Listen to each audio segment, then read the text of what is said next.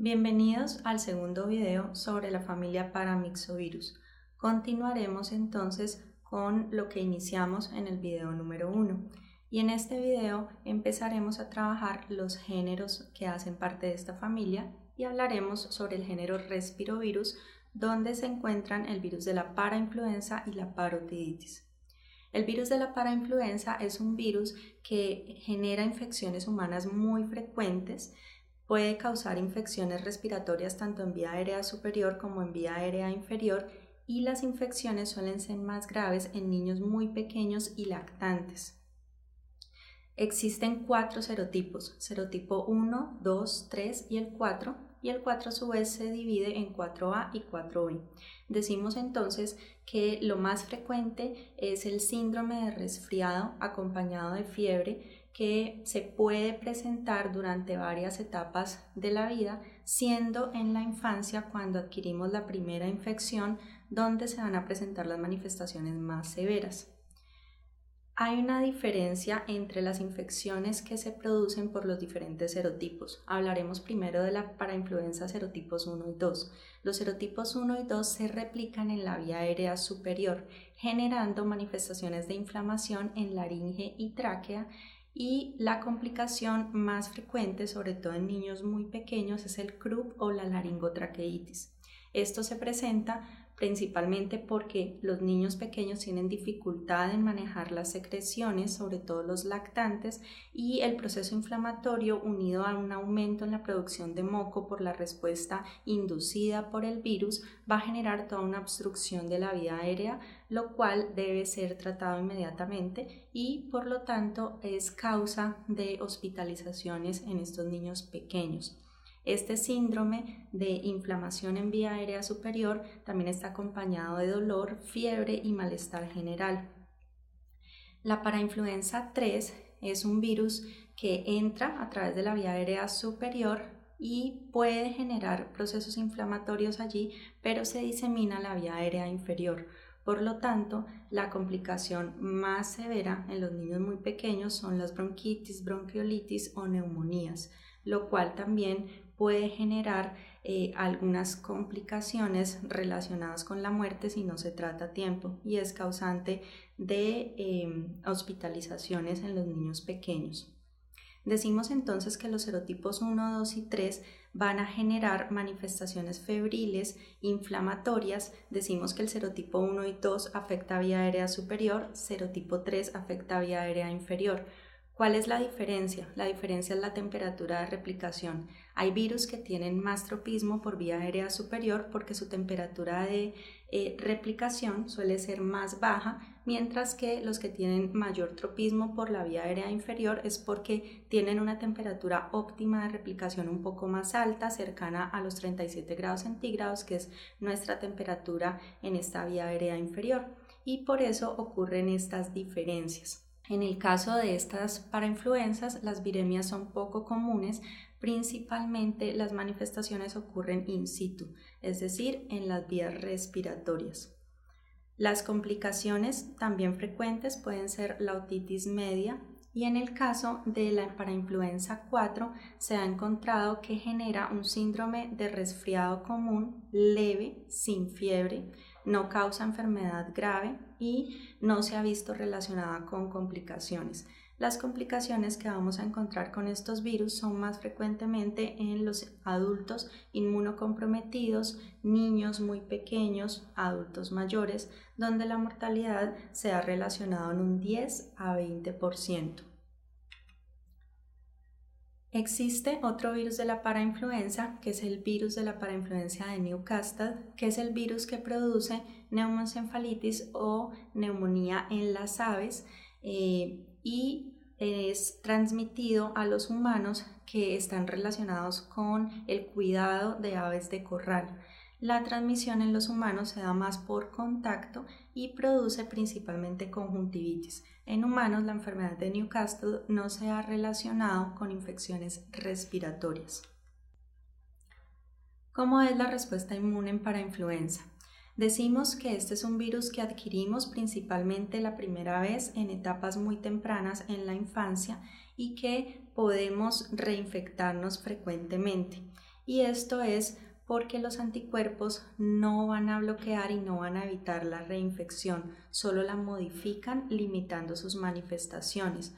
Esto ocurre porque el virus de la parainfluenza muta muchísimo y esas mutaciones dan lugar a la modificación de ciertos antígenos que principalmente desencadenan la producción de anticuerpos. Entonces, ¿qué se ha encontrado? Se ha encontrado que los anticuerpos tipo inmunoglobulina A desaparecen con el tiempo, que son los que normalmente tenemos disponibles en las mucosas, y entonces al desaparecer predisponen a la reinfección. Pero además los anticuerpos séricos tipo inmunoglobulina G van perdiendo poco a poco su especificidad debido a las modificaciones que ocurren en la hemaglutinina y neuraminidasa, frente a las cuales se desarrollan la mayor cantidad de anticuerpos que serían neutralizantes. Entonces, al ir perdiendo esa especificidad, lo que favorece es a que estemos susceptibles nuevamente a reinfectarnos. Pero como existen células de memoria, ya las reinfecciones van a ser más limitadas, generando infecciones como el resfriado común, donde las complicaciones ya son mucho menos frecuentes. El diagnóstico para la parainfluenza puede hacerse a través de la detección de antígenos virales tomados de secreciones del paciente o de células nasofaríngeas exfoliadas. Las células pueden ser analizadas a través de inmunofluorescencia. El virus de las secreciones puede aislarse y puede cultivarse también en células y ser analizadas también en laboratorio. Se puede hacer serología y en la serología buscaríamos a través de una ELISA un aumento de 4 veces mayor de los anticuerpos tipo inmunoglobulina M. ¿Por qué 4 veces mayor? Porque como es frecuente la reinfección, puede ser que tengamos unas inmunoglobulinas M que duren mucho tiempo, y para poder hacer el diagnóstico de infección activa necesitamos unos títulos un poco más altos.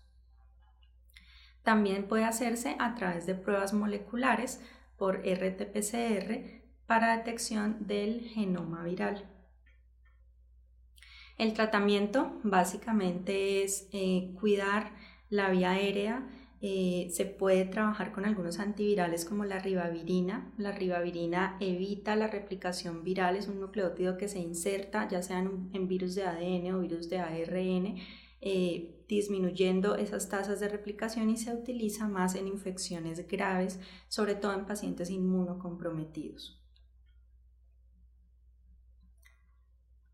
Hablaremos ahora acerca del virus de la parotiditis. El virus de la parotiditis, comúnmente denominado virus de las paperas, es un virus que infecta, también se transmite por inhalación de aerosoles, entra por la vía aérea y hace viremia. A través de la viremia se disemina a glándulas, principalmente las glándulas salivares, siendo la que más frecuentemente afectan las glándulas parótidas. La enfermedad infantil puede ser frecuente, normalmente de acuerdo a la epidemiología, la edad en la que se adquiere la infección puede ser leve, a veces en ocasiones también pueden ser infecciones subclínicas asintomáticas, y en adultos podría complicarse con meningitis y otitis. La replicación inicial entonces ocurre en las células de la vía aérea superior. Luego el virus entra en sangre, hace viremia y se disemina a las glándulas salivares, principalmente la parótida, que es la más frecuente, y también puede diseminarse a otros órganos como el riñón o el sistema nervioso central. El virus de la parotiditis tiene un periodo de incubación de 2 a 4 semanas y se elimina por saliva desde 2 días antes de que aparezca el proceso inflamatorio o los síntomas hasta 9 días después de la inflamación de la parótida. Cuando hablamos de datos clínicos decimos que 1/3 de las infecciones pueden ser subclínicas, es decir, 1/3 de los pacientes infectados pueden estar asintomáticos. Recordemos que estas manifestaciones asintomáticas pueden incluso ser un problema de salud pública porque no se detectan, pero es un individuo que está transmitiendo la infección. El signo típico de los individuos que hacen síntomas es la inflamación de la parótida, que puede ser bilateral o puede ser unilateral y se presenta en el 50% de los casos. En cuanto a las complicaciones, debido a que el virus hace viremia, se ha encontrado que de un 10 a un 30% de los casos pueden comprometerse el sistema nervioso central con manifestaciones como meningitis o meningoencefalitis. La mayoría de los casos pueden recuperarse sin secuelas. En algunos casos puede comprometerse el oído, generando sordera unilateral y se asocia a un 1% de mortalidad. Otras complicaciones dentro de las más frecuentes son las orquitis y es en varones cuando el virus a través de la viremia se disemina a testículos generando un proceso inflamatorio.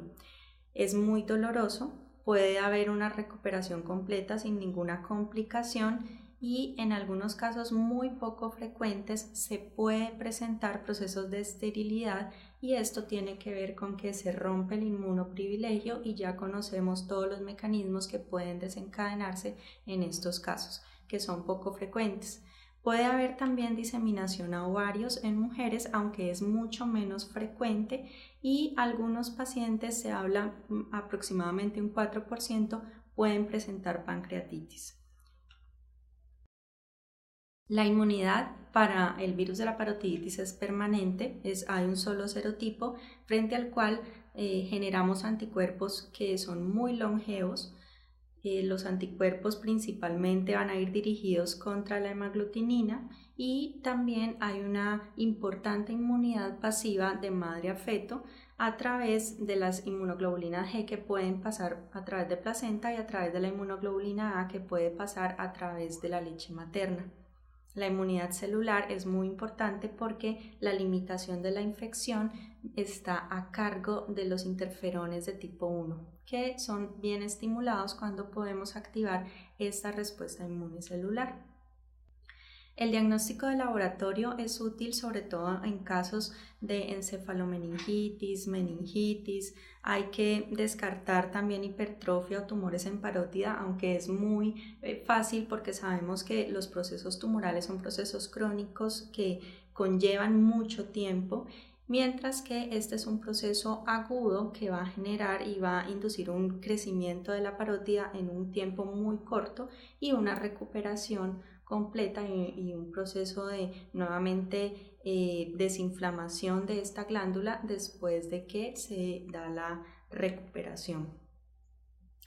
Se puede hacer el diagnóstico de laboratorio a través de aislamiento viral, que puede ser de saliva, de orina, de líquido cefalorraquídeo en pacientes que tienen complicaciones en el sistema nervioso central.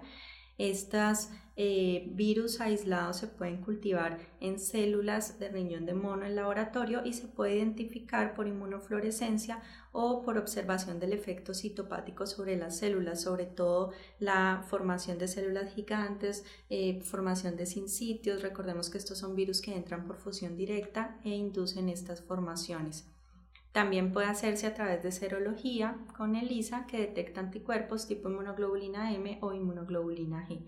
La inmunoglobulina M puede estar positiva hasta 60 días después de la infección y recordemos que para hacer diagnóstico de infección activa es muy útil este anticuerpo. La transmisión se da por contacto directo, transmisión horizontal, por inhalación de aerosoles contaminados o por contacto con superficies contaminadas con saliva u orina de un paciente susceptible. El tratamiento básicamente es muy sintomático, manejo de síntomas del dolor y observar al paciente para evitar que hayan complicaciones. Existe una vacuna de virus vivos atenuados que es la MMR, que combina rubeola, sarampión y parotiditis, que permite evitar la infección natural por estos virus. Esta MMR funciona muy bien frente a parotiditis porque recordemos que hay un solo serotipo y los anticuerpos son protectores cuando tenemos una previa experiencia. Estos virus, además de la inflamación de la parótida, también van a generar síntomas como fiebre, malestar general, cefaleas y algunos síntomas respiratorios. Hasta aquí entonces en nuestro video número 2 continuaremos con los siguientes virus en los videos 3 y 4. Muchas gracias.